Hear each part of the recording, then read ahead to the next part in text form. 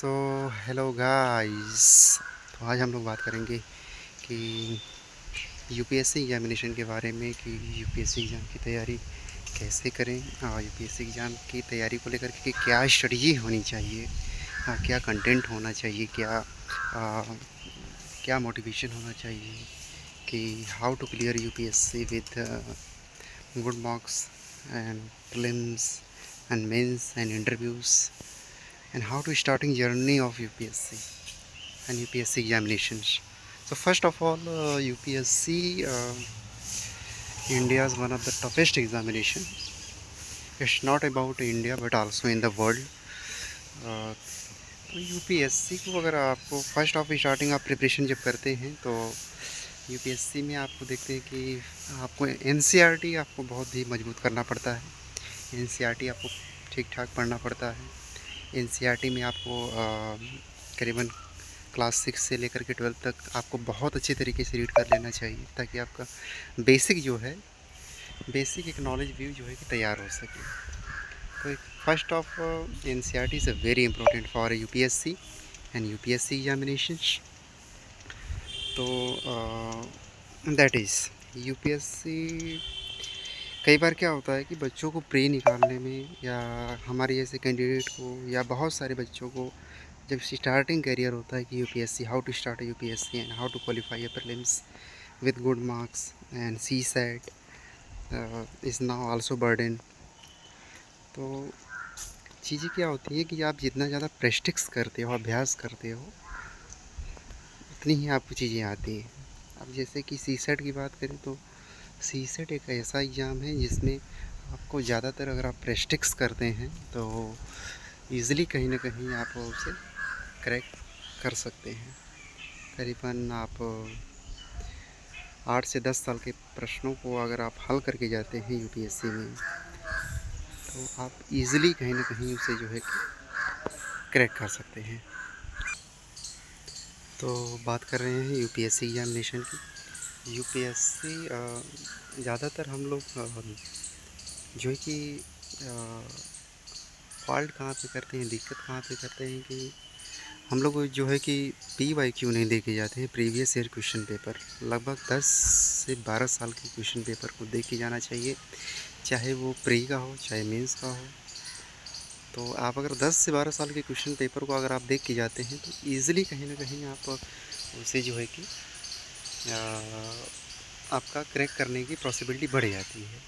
तो UPSC it is now much more like multiple revision, best resources for UPSC preparation for prelims and mains, how to clear and what is mindset for examinations and what is the mindset of approaches and what is the timetable and how many times of reads and what is the right strategy for this examination.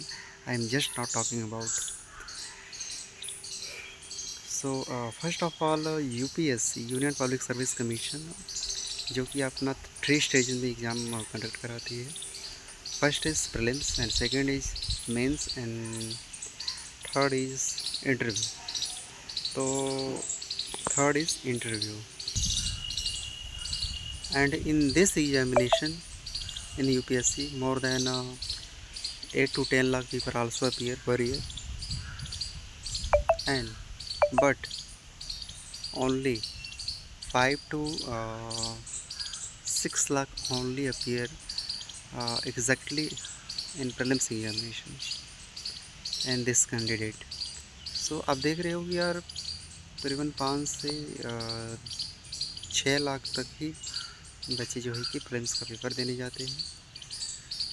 तो एक तरीके से कहीं ना कहीं जो ratio है वो 50% तक आ जाता है, क्योंकि बच्चे तो फॉर्म अप्लाई कर रहे हैं लेकिन बहुत ही कम जो है कि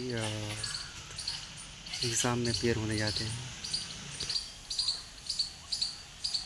ये बिल्कुल सही है कि यूपीएससी टफ एग्ज़ाम है, not in India but also in the world.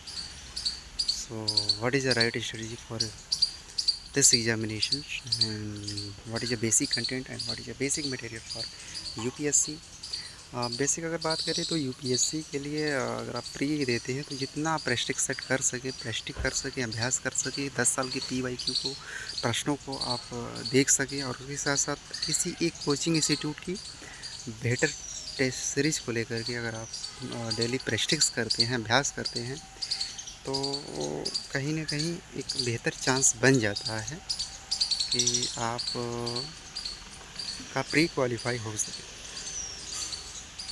और उसके साथ साथ बेसिक जो है एनसीईआरटी भी अच्छी पकड़ होनी चाहिए। NCERT is backbone for UPSC and UPSC examination for prelims and mains both relevant. So what is NCERT?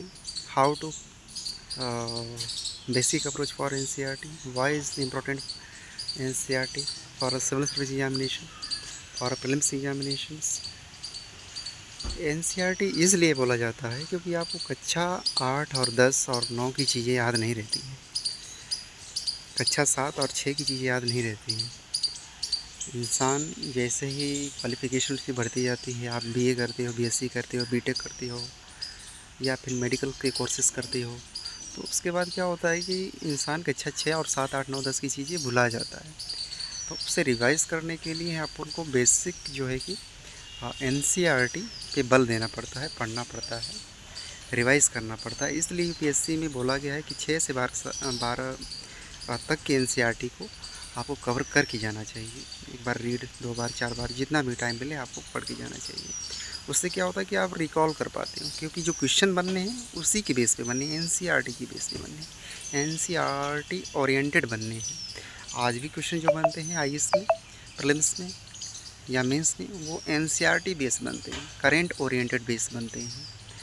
तो first of all what is approach, और करीबन 10 से 12 महीनों का या 1.5 साल तक का करेंट अफेयर जो कि आपको पढ़ के जाना पड़ता है अपने एग्ज़ामिनेशन में। तो in this ideas that is my experience, I am share with you how to clear UPSC prelims and what is the basic resources for prelims, जो कि ये कम से कम चीज़ें करके ही जानी चाहिए।